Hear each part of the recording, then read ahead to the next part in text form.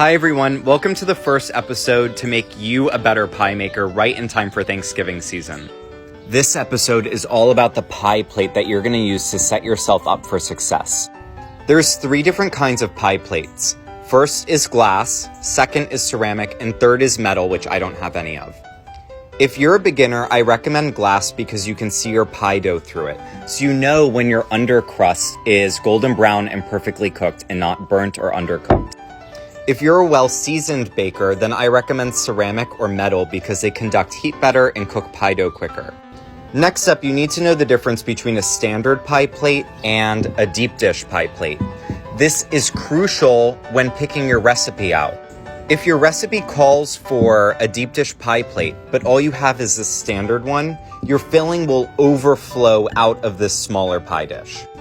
This is all about personal preference, whether you want a big pie, like in these deep dish pies, or a smaller one if you have a smaller crowd. So think about that when you're picking out your recipe and when you're buying your pie dishes. A deep dish will give you a much more impressive pie like this one, but it's all about personal preference. Lastly, this is the most important tip, especially if you're a beginner. You have to look at this pie rim. This is super crucial when getting your crimp right. So you can see the crimp is what runs along the edge of your pie. And it's really important that this is beautiful because that's what a lot of people see when they see your pie, is this beautiful crimp.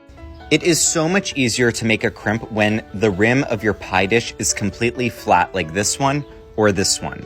And it's also really important that you have enough room. This is a super wide rim that makes it incredibly easy to build a pie crimp right on this rim.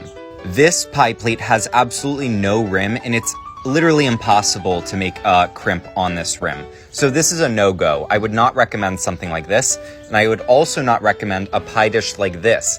This really wavy border makes it really hard to make a beautiful crimp on it because you're working on an undulating surface. Why work on a wavy surface? It might look more beautiful, the pie plate, when you can work on a smooth one that actually makes it easier for you to make a crimp on.